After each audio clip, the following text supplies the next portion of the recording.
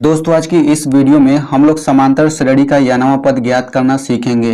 यानवा पद मतलब ऐसे ही आपको सवाल दे देगा, यानी ऐसे ही आपको समांतर श्रेणी दे देगा और आपसे कहेगा कि इस समांतर श्रेणी का 10वां पद ज्ञात कीजिए, या फिर ऐसे ही समांतर श्रेणी देगा और कहेगा 100वां पद ज्ञात कीजिए, 112वां पद ज्ञात कीजिए। ठीक है, तो यहाँ पे मैं उसी को बताने जा रहा हूँ कि किस तरीके से ऐसे सवालों को हल किया जाता है। तो आपको ये वीडियो पूरा ध्यान से समझना है। ठीक है, क्यों समझना है? क्योंकि इस तरह के जितने भी सवाल होते हैं उसको आप लोग जो मैं विधि बताने जा रहा हूँ बिल्कुल उसी विधि से हल करेंगे तो सारा सवाल हल हो जाएगा। ठीक है, तो इस तरह के सवालों में देखिए ऐसे ही दिया रहता है, यानी कि एपी दे देगा, यानी कि ये समांतर श्रेणी है। पहले इसमें बोल दिया गया है कि ये समांतर श्रेणी है और इसका 10वां पद ज्ञात कीजिए। तो शुरू में 2 या 3 पद ऐसे ही दिया रहता है और कह देगा कि इसका 10वां पद ज्ञात कीजिए, 20वां पद ज्ञात कीजिए, कुछ भी बोल दे। तो चलिए हम इसको हल करना समझते हैं।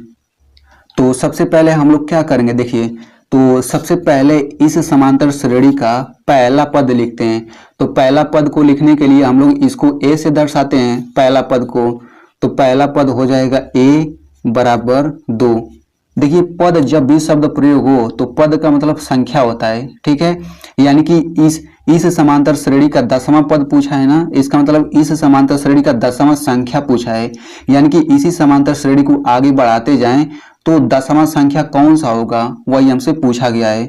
तो सबसे पहले हम लोग लिखेंगे a बराबर 2। ये पहली संख्या है यानी कि प्रथम पद है। ठीक है, तो a बराबर 2 हो गया।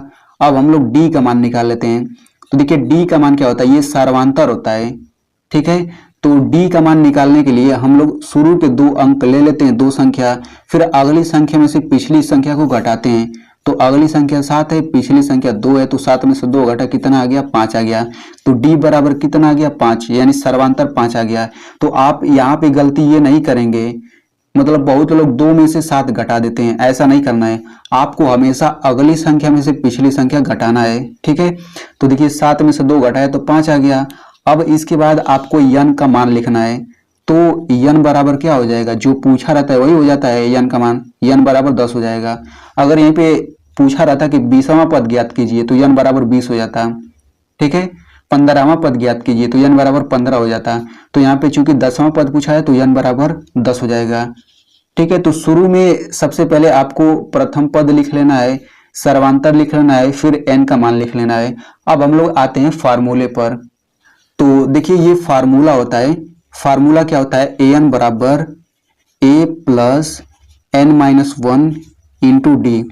तो सबसे पहले आपको ये फार्मूला याद करना पड़ेगा और इस वीडियो में आप तो ये सीख ही जाएंगे कि इसका प्रयोग कैसे करना है। ठीक है, तो इसमें मैं आपको बता देता हूँ, ए जो है समांतर श्रेणी का प्रथम पद होता है, एन जो होता है कौन सा पद निकालना है, कौन सी संख्या निकालना है, वही एन का मान होता है। जैसे यहाँ पे एन बराबर 10 है, डी तो आपको पता है सर्वांतर होता है, लेकिन ए एन क्या होता है, देखिए ये समझना सबसे महत्वपूर्ण है। तो ए एन को हम लोग कहते हैं यानवा पद। ठीक है, एन को हम लोग कहते हैं यानवा पद। इसमें थोड़ा सा आप और अच्छे से समझ लीजिए, इधर मैं समझा देता हूं आपको। देखिए यानवा पद, एन मतलब यानवा पद होता है, तो यन की जगह हम बारी बारी से संख्या रख सकते हैं। तो जैसे एन बराबर अगर हम 1 रखेंगे तो ये हो जाएगा a1। ठीक है, तो a1 का मतलब होता है कि प्रथम पद या फिर पहली संख्या। तो आप लोग कहेंगे कि पहली संख्या को तो a से दर्शाया जाता है, a से दिखाया जाता है। तो देखिए पहली वाली संख्या को a1 से भी दिखाया जाता है, a से भी दिखाया जाता है, दोनों ही सही है। वैसे n बराबर 2 रख दें तो a2 हो जाएगा, यानी कि दूसरी वाली संख्या को a2 से दर्शाते हैं। यानी कि इस समांतर श्रेणी में देखा जाए तो a1 बराबर क्या हो जाएगा, 2 हो जाएगा, a2 बराबर 7 हो जाएगा। अगर a3 देखें तो a3 बराबर 12 हो जाएगा। ठीक है, यानी कि नीचे आप लोग देख सकते हैं कि नीचे वाला अंक बदलता है केवल, और a का a वैसे ही रहता है। ठीक है, आई होप आपको इतना समझ आ गया होगा। तो बस इसी फार्मूले में यन बराबर 10 रख दीजिए।